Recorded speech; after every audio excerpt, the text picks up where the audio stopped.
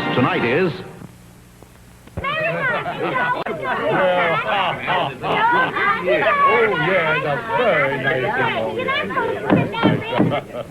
Dear relatives and friends, inasmuch as I have heard various and nefarious rumors that my dear wife and my sweet sister-in-law Sue, that we have been drumsticking and ham-hocking to excess at your various homes over the holidays, I hereby retaliate by inviting all 36 of you to our house 1 year from today for a big turkey and ham dinner on Thanksgiving.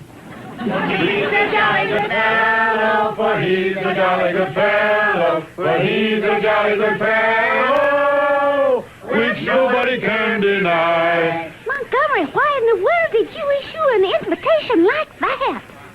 Look, a year from now, they will have forgotten the whole invitation. We haven't got the money to feed 36 relatives. Why, you big blabbermouth, you never should have had that second glass of clam juice. Which nobody can deny.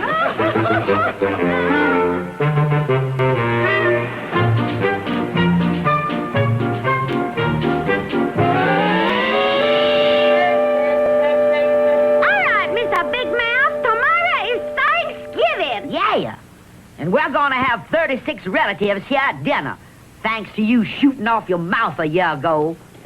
What do you intend to do about it? Well, there's only one thing to do. Put up the quarantine sign and hide under the bed again. I know they're gonna be hungry, but I don't think even they will wade through the bubonic plague to get to the giblets.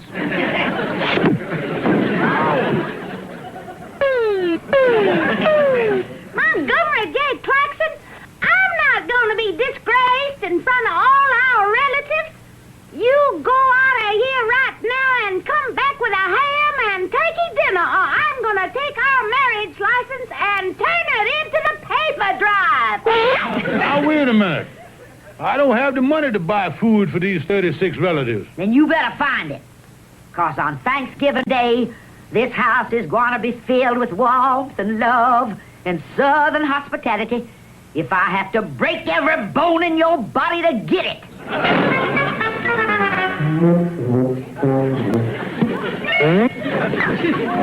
Well, I'll do the best I can. But as General Lee said at Gettysburg, I've had better days than this. I need at least $50 for the dinner. And after all, there's that old proverb, what good is a friend if you can't gyp him? Come in, it's open. Hi, Calvin. What are you doing up here anyway, Colonel? 'Cause I'm worried about you spending this gala Thanksgiving holiday season alone. You know, it made me sad. It did, huh? Oh, yeah, Calvin. Me and Maggie Bell and Sister Sue was talking about you only this morning. About you spending the holiday up here, all alone in your room. Well, come to think of it, it does get lonely now and then. Sometimes I regret setting those rat traps. But what are you driving at, Colonel? What am I driving at, Calvin? I'm inviting you up to my place for Thanksgiving dinner with all the gracious Claxon clan. Well, now, wait a minute, Colonel. Well, how much is the price? Well, what we call a season ticket, son, comes to about $50. I'd like to come, but all I got is $3.25. I'm afraid I can't afford your generous southern hospitality this year. Well, now, to tell you the truth, Calvin, I don't know whether we're going to have a dinner or not. I'm in a spot. I've invited 36 relatives for dinner, and I don't have the wherewithal for the grub withal. So unless I get some free food from someplace, I'm in big trouble. You know, Colonel, I saw an ad in the paper here this morning. Free food. Let me see where that is. Here we are. Yeah, give me that paper. Look at that. 75 pounds of free food, including ham and turkey, with the purchase of a $375 deep freezer. That's no good, Calvin. In order to get the free food, you got to buy the freezer. Yeah, you haven't got 375 smackers. Yeah, the trouble, wait a minute. I just noticed in the small print here. Here in the ad, it guarantee within 30 days of purchase, if the customer is dissatisfied, your money will be cheerfully refunded. Calvin, that's my angle on getting the free food. Come on, we'll get right down to the deep freezer store. You think this thing is going to work? Work is the greatest idea in the world, Calvin. Okay, but the last time you had the greatest idea in the world, we ended up spending the weekend as guests of the local gendarme.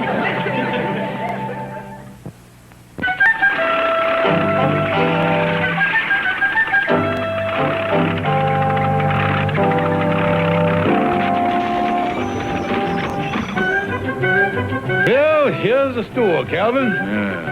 Now explain to me how we're going to get this free food. Now look, Calvin. I give the fella this no-good check here for $375. We take the freezer home, and we takes the food out of it. Then we brings the freezer back to the store and get our money back before the man has a chance to put this check in the bank. Now, if that's not a great scheme, I'll eat my hat. Yeah, well, you better get out to bicarbonate. I think you're going to be nibbling on your fedora before this is over. Oh, here comes the fella now. Watch the old colonel go into action here. What? May I help you, sir? Indeed you may, sir.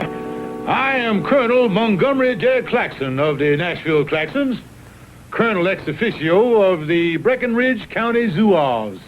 That's all him.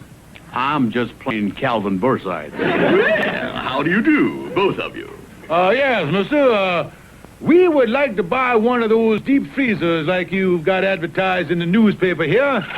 The kind with the free food and the cheerful refunding guarantee. Oh, yes. We give the free food and the guarantee with all our models. Now, here's a lovely model here. It combines the best features of the... We'll take it. Here's the check. Well, you certainly made your mind up in a hurry. This certainly is a fast deal. You not kidding, mister. It's an old Southern custom. Just one more question, mister. When does the store close? At 5:30. It's 5 o'clock now. What do you think, Calvin? Well, we might strain ourselves, but I think we can make it. Be seeing you. Pleasure to make your acquaintance, sir. Well, thank you.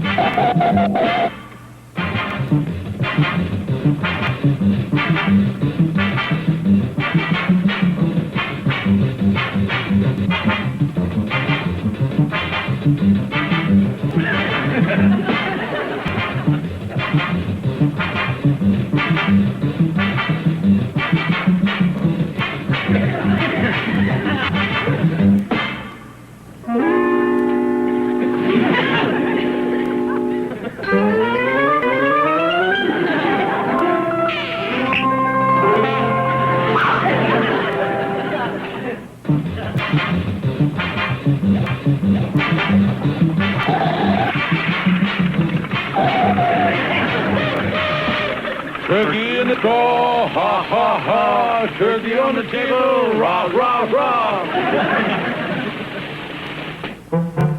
Watch the door there, Calvin. Watch it now. Yeah, easy does it.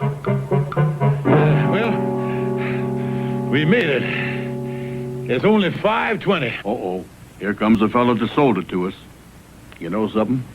He doesn't look so happy about the whole thing, neither. Why, Colonel Claxon, what's this? You're bringing the freezer back?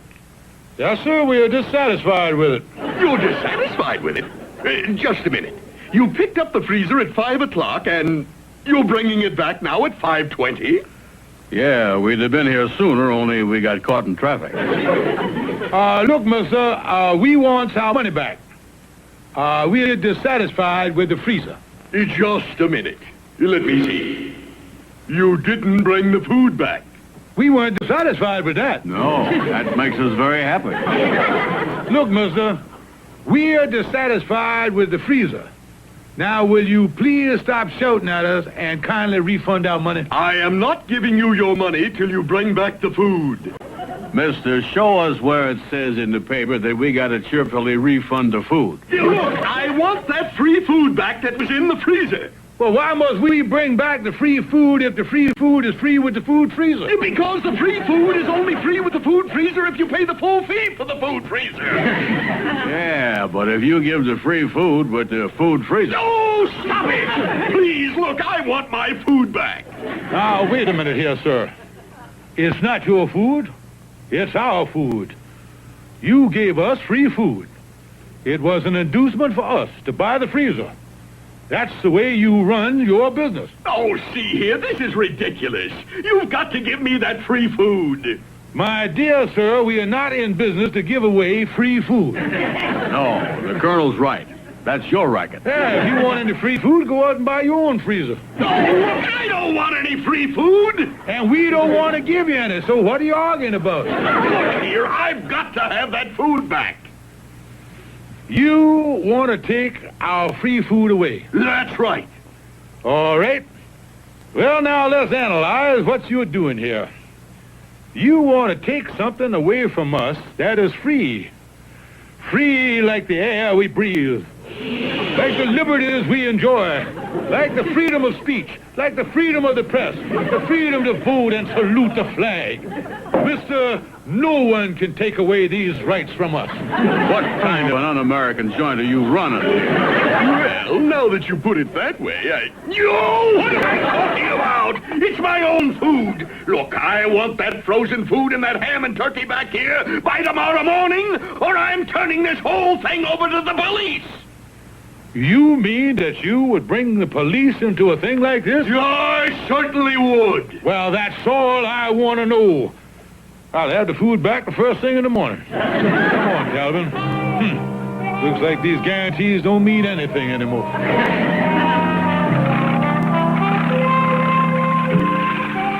What you gonna do now, Colonel? Only one thing I can do, Calvin. I'll wait till Maggie Bell and the sister get to sleep tonight, and then I'll take the food out of the icebox.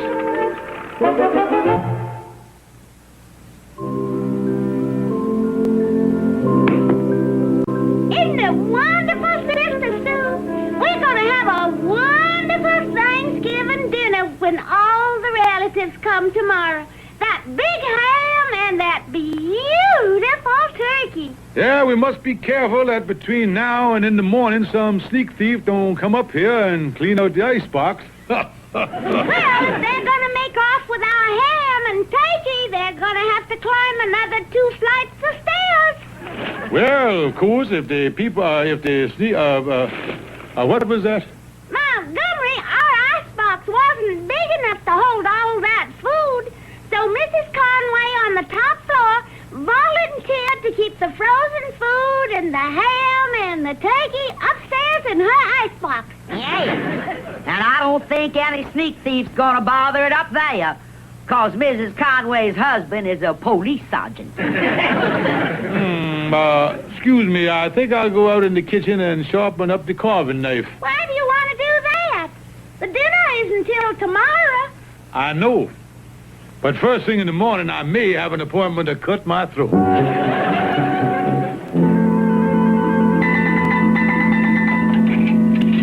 me. I gotta get that food back in that store by tomorrow morning, or I'm in a mess. I'll never get it out of Mrs. Conway's apartment. And her husband is a policeman. Hello, Oliver Wendell Clark speaking.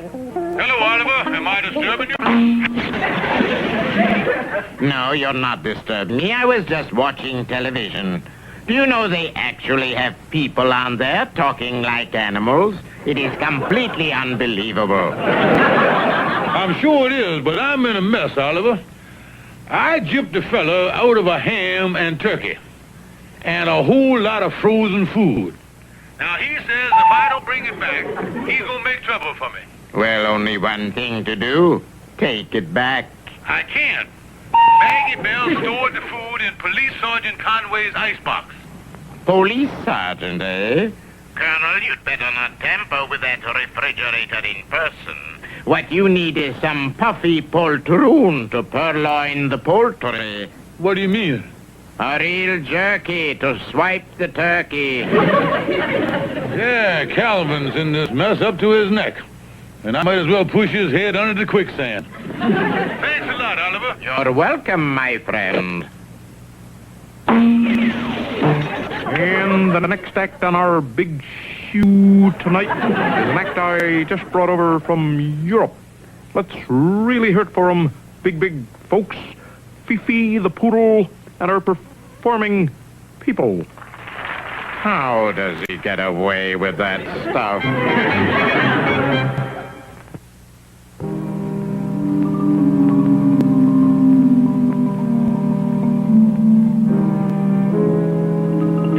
Now listen, Calvin, this is the roof of the apartment house, and the Conway's apartment is on the top floor right underneath where we are walking now. Oh, golly, Colonel. It's awful dark up here. Now, explain to me how we're going to get into Sergeant Conway's kitchen. This skylight is right over the kitchen. We are going to lift the top up, and that'll give us a perfect way for you to get down in the kitchen. Now, wait a minute, Colonel. You started out with we and us. But somewhere near the end of that sentence, you past participled me up the creek again. I'm not going. Now listen, Calvin, let me explain the plan before you go off half-cocked like some Yankee. When you get down in the kitchen, I'm going to lower this basket down to you on the rope.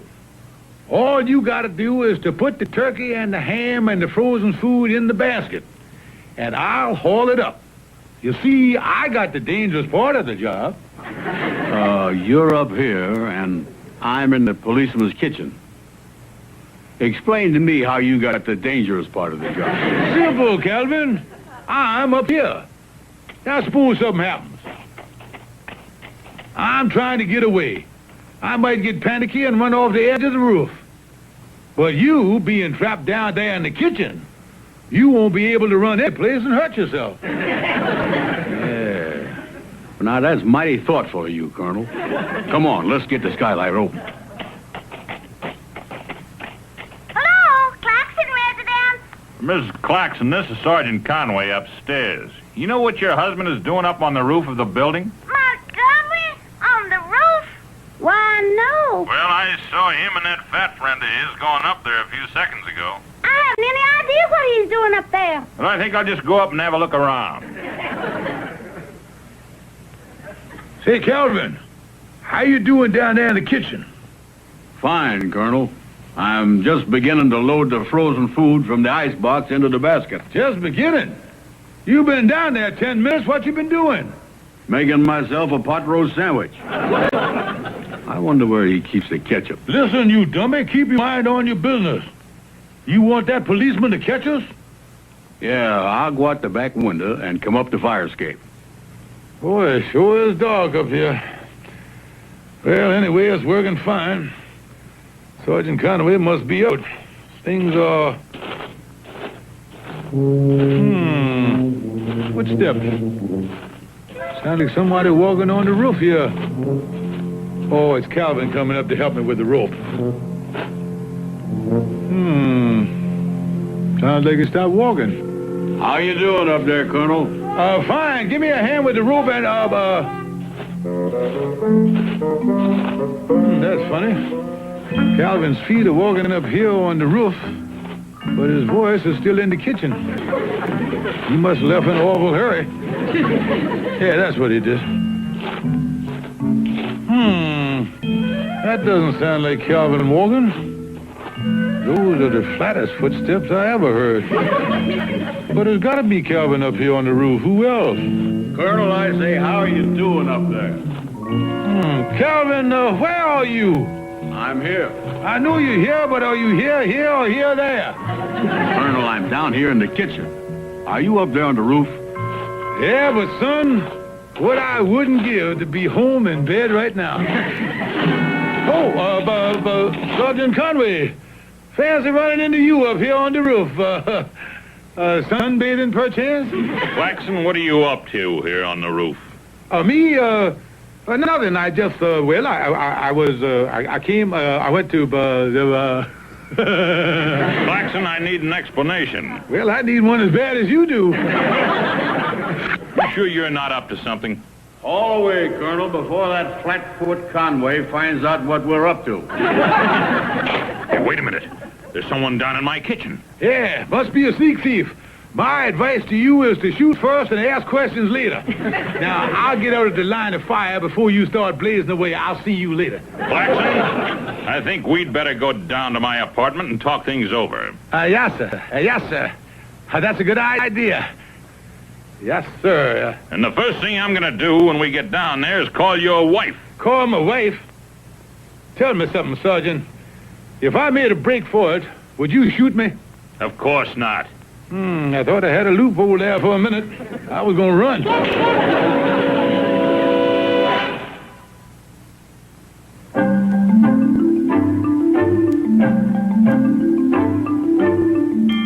That's the whole story, Myrtle. Sergeant Conway caught us breaking into his kitchen. Oh, that's a shame. But what did Maggie Bell say when she found out? Oh, Maggie Bell doesn't know anything about it. The colonel pleaded with the sergeant not to tell her. Yeah, well, what's he going to do about the man in the frozen food store? The colonel's going to stick to his guns. I'm meeting him at the deep freeze store in an hour. After all, the food was free, and that's that. Well, I still think the man's going to want the food back. The colonel says he doesn't care what the man says. The colonel guaranteed me that we're going to have a wonderful Thanksgiving dinner.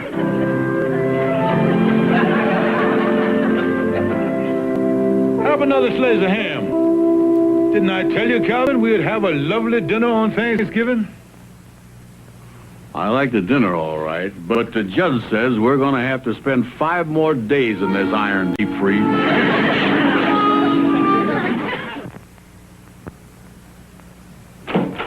Oh, hi, Colonel. Oh, hello, Calvin. Say, how did Maggie Bell and Sister Sue react to your little vacation in the Pookie? Well, they were pretty upset, Calvin. Maggie Bell said it was the worst family disgrace since Uncle Braxton Claxton was a streetcar conductor and the inspector caught him with his high-button shoes full of nickels. You know what I've been thinking, Calvin? Well, we went wrong trying to get that free food without buying the freezer. The next time, what we ought to do is to buy it on installment. And when the time payments come due, we just... Calvin. I say, Calvin. Hey.